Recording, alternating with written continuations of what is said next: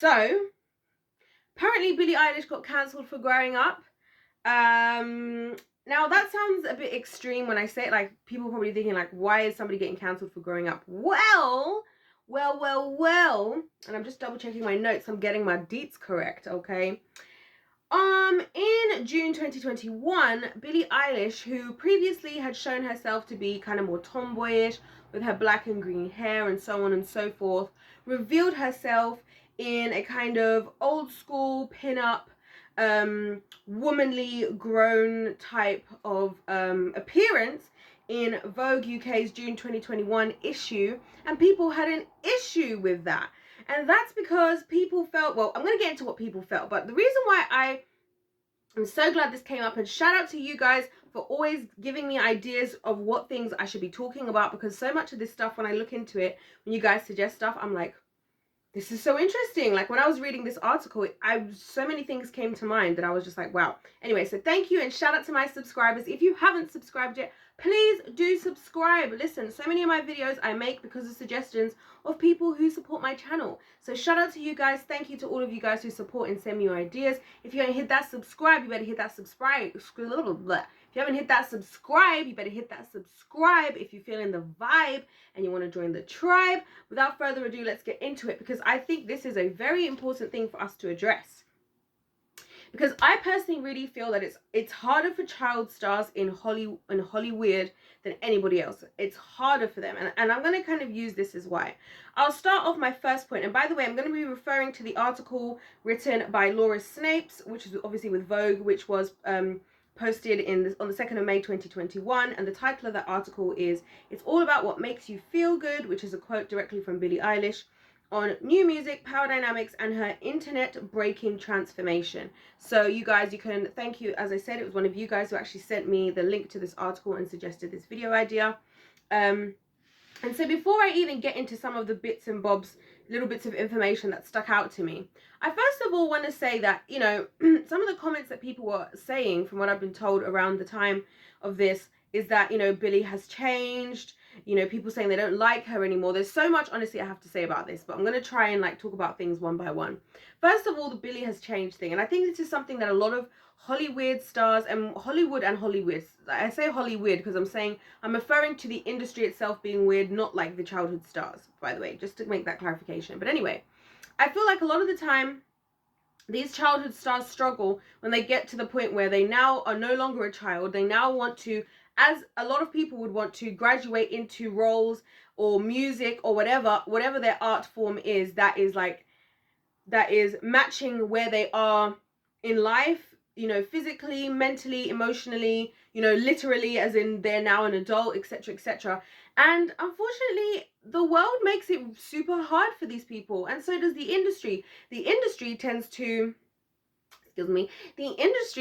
like try and box them in and keep them super young. I remember, I don't know if y'all know this, but the guy who used to play Hannah Montana's brother was like 30 something at the time of playing Hannah Montana's like older, like kind of, I guess, young teen, maybe early 20s brother. I think it was young teen anyway. So, you know, a lot of these people who are playing, and I have another whole opinion as to why they try and get adults to play kids, so it makes the fact that we're representing kids doing things only adults should do less bad by getting people who in actuality are adults to do it, which that's just another whole subject in another video. And if you guys want to hear about that, let your girl know, and I'm gonna hit you up and I'm gonna let you know and I'm gonna talk about it. I'm sure I may have touched on it. Anyways, getting off track.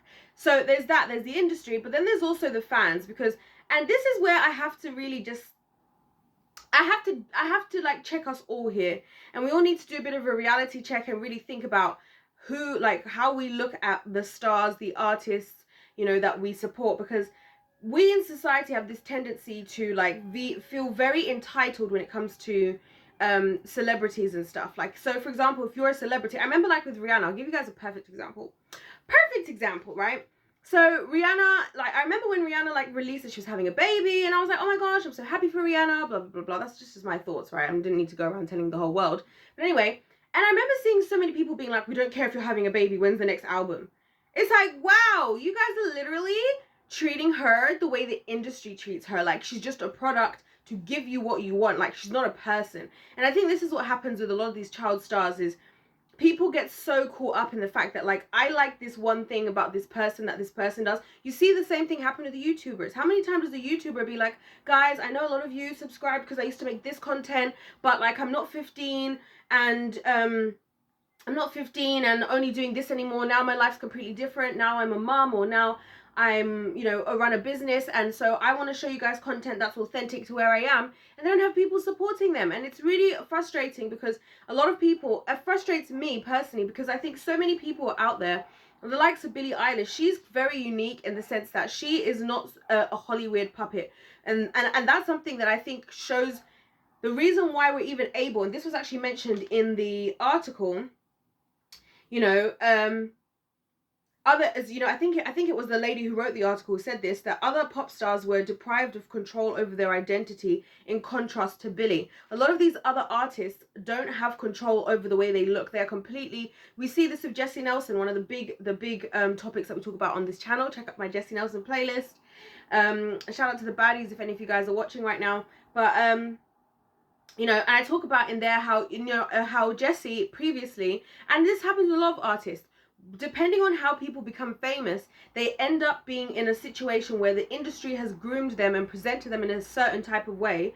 So then we, like the people watching them, yeah, you might get into that, but then that might not be what the person wants to do. And so then you have to actually ask yourself, are you just here for, it's okay if somebody made artwork and at a certain point that artwork you're no longer related to, and then you let it go and you don't need to say anything about it. But to then start saying, oh, people have changed, like, yeah, damn right, she's probably changed. She started out when she was 13. That's what I discovered in the article, that Ocean Eyes, the song that went viral, you know, that she wrote with her brother, went viral when she was 13. She was 19 at the time of this. Like, yeah, damn right, she's changed. She was a teenager. Now she's about to be in her 20s. Now she's becoming a woman. Do you know what I mean? And I'm actually so grateful. Like, this is what really upset me about this, is like, why do we hate women being happy being women so much? Like, why is it in society today we're so upset for women to be okay and enjoying the process of becoming a woman and standing and being a woman? It's so weird, because we have so much energy that we put into, like, people who want to become a woman. And I'm not even talking about that. But it's like, you're putting all this energy to people that want to become a woman. And if her change had been that at 19 years old, she was changing and she wants to be a man, we wouldn't have anything to say about that. But the fact that now she decided she wants to have blonde hair, which is genuinely more, probably closer to her natural hair color. I don't know what a natural hair color is, to be fair. So, but anyways, blonde hair, which is more of a natural hair color, you know, and, you know, she's comfortable in her body, which, you know, she's been going through her puberty all these years, and she's probably now getting to the point, because, you know, women finish puberty sooner than men, kind of around 18. When I was last in school, it's probably changed, because it's always changing, because science is completely unreliable. Take it from somebody who has a chemistry degree. Anyways, so she's happily, like, you know, coming into womanhood, because that's how I felt. I was like, yes, Billie, because I remember that stage of my life where I was like transitioning over. Like, you might look at me now and think like, oh, she's wearing earrings, she looks so girly. I was a tomboy. I used to wear baggy clothes, like, and I loved that. There was nothing wrong with that. There wasn't like me being untrue to who I was or anything. But it's just, as time went on, as I became a woman, as does a lot of women, you enjoy becoming a woman. And it's so annoying to me that people have such an issue on social media when people when child actors are gracefully turning into an adult. She didn't have no extreme, and this is why you see a lot of these artists will have these extreme kind of like crashes into adulthood, and like this entitlement that comes from the public. So for example, take somebody like Justin Bieber. Justin Bieber is another one I always talk about within this subject, because I remember when Justin Bieber had been found to have been smoking, you know, the green or whatever, and his fans were so upset. There was this hashtag cut for Bieber going on all over Twitter. People was doing hashtag cut for Bieber, sorry. Literally hashtag cut for Bieber. Because they were so upset, all these kids, that, you know, Justin Bieber was smoking the green, and the people were literally cutting themselves because of Justin Bieber started to do all this stuff. And I feel like it was him trying to, you see this a lot, it's kind of like with the Miley Cyrus and the Wrecking Ball phase. Eventually, they both of them have now arrived into adulthood, and they're just living their life. I mean, Justin Bieber's freaking married, for goodness sake. He's a married man. He's so much more stable in his life now. Like, he's living as an adult. Miley Cyrus, she's living as an adult. So much of her music is so mature. In fact, I actually really relate to a lot of Miley Cyrus's music myself. You know, kind of like going through the same process she has of like whatever happened in your childhood and then growing into adulthood and how your feelings change and stuff like that. So a lot of people have crashed into it, and that's why I say this is why I think the industry is hardest for child stars more than anybody else, because people will remember you. Like, don't get me wrong, we all have those people that we loved in their role that they were as children when they were younger, but they're going to grow the same way we're going to grow. And it just disappoints me that people are not, that, like, especially young people watching Billie Eilish. And I appreciate there's probably a lot of her fandom that's significantly younger than she is, although I'm actually older than she, like significantly older than she is.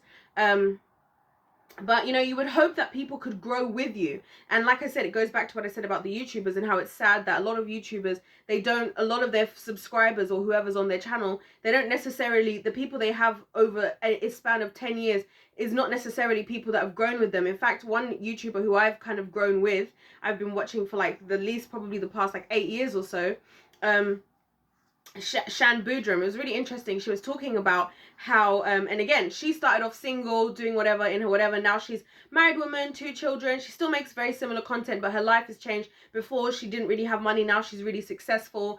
And she talked a lot about how, you know, as she got more successful, the people that supported her in the beginning, they weren't she realized, first of all, they weren't happy for her in her transitioning to where she is now.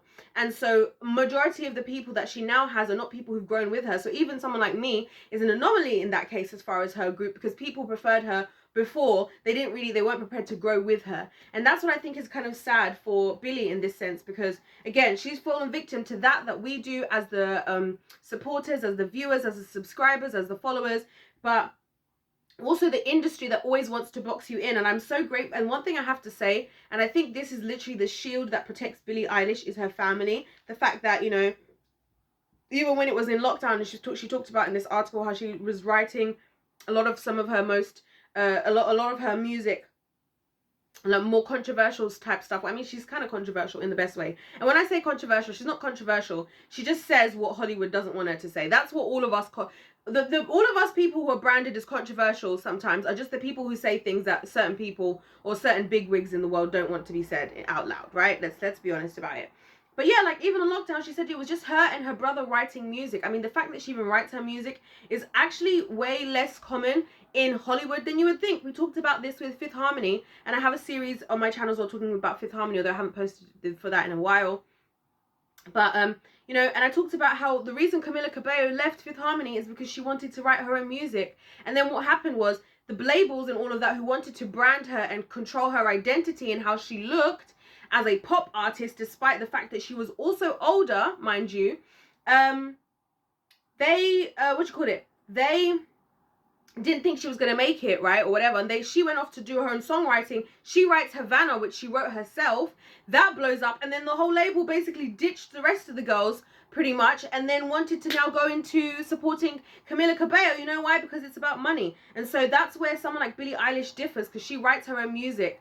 And so we're watching an authentic, and that's what I think some of her ex fans, I guess now, who are upset about this, are missing, that she is giving you real rawness of herself. She's showing you the different stages. Do you know how easy it would be for her to just cling on to the same way that she looks and the same way that she acts, knowing that this is what's made her famous already? Do you know how much courage it takes for people like Billie Eilish, like Jessie Nelson, like all these people, like Nicki Minaj is another one who I really respect. There's a lot of people who go out of their way to go against what's normal in the industry, right? And do you know how much courage it takes? That could mean that they don't make money. That could mean they get blacklisted because they decide to do things the way they want to, right? And I think all that Billie is doing is she's trying to keep herself authentic to her audience and to herself, and it's like it backfired on her. And that's what's really saddening about it to me, because I was looking at it, I was like, first of all, I loved it. Like I said, when I first saw it, before knowing about all of this, I was like, yes, I love that for her, right? I absolutely love that for her. I'm glad that she's doing well, especially because I know she struggled mental health wise over the years. So she's one of those people that I'm kind of like, I'm just glad to know she's okay. But then now to see her embracing, you know, becoming a woman and everything, and her enjoying that. And this was all her idea, by the way. This is what I was talking about in the article. This was all her idea to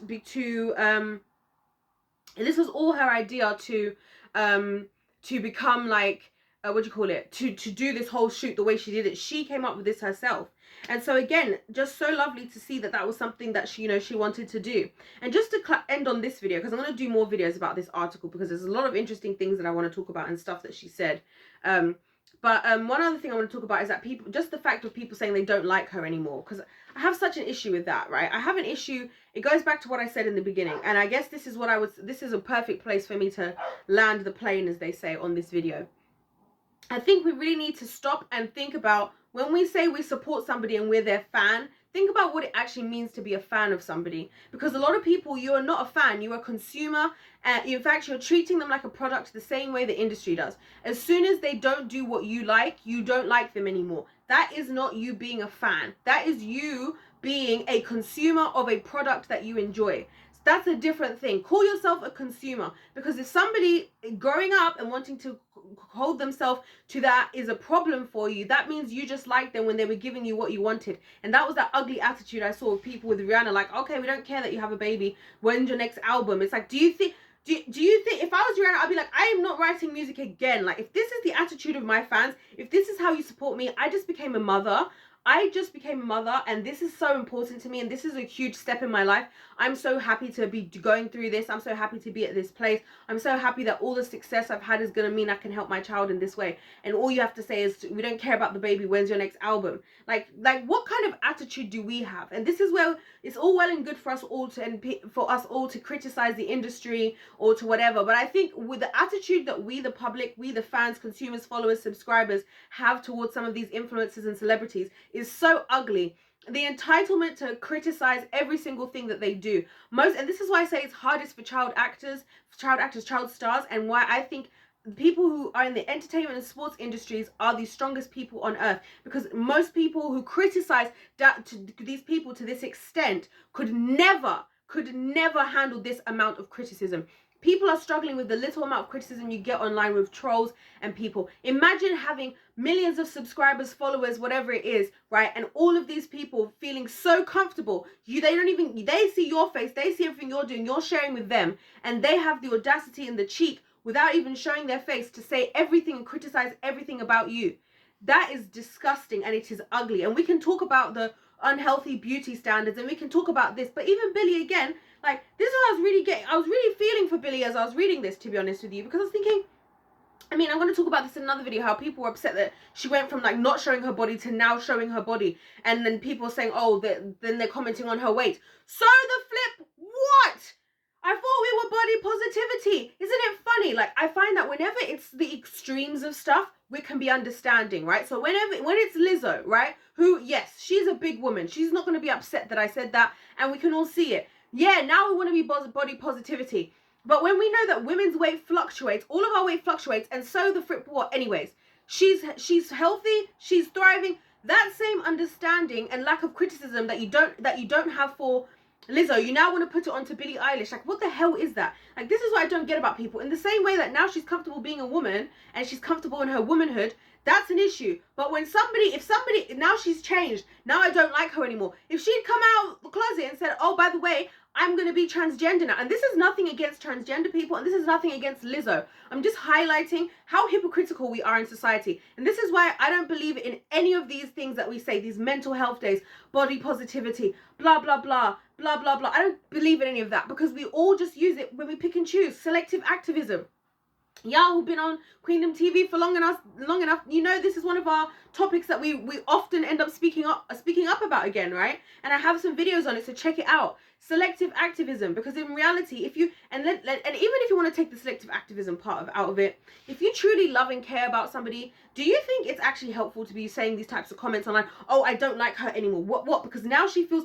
I thought it was, as long as you feel good and you feel beautiful, I am woman, I am fearless, I am sexy, I am divine. Did she not encompass that whole song that I can't even stand, by the way, in her shoe? But no, now that she's comfortable, now we're like, oh, she's changed. Yeah, she does change. Most people change between 13 and 19 years old. Most people change over time. That's called growing, and there's a part of it called growing up, and I hope we all change. I hope I change. I hope 6 years from now I've changed as well, because I hope that I've gained in wisdom and in knowledge and in my understanding of self and my surroundings and my actions. I hope that I've changed. So anyways, yes, I'm very annoyed about this. I'm very annoyed. Like I said, it just yeah, because she actually said after changing her hair, she said, I feel more like a woman somehow. She's just going on the journey of discovering herself and doing what and acting, giving out to the world, you know, what I believe God has placed inside of her. And I think that's amazing.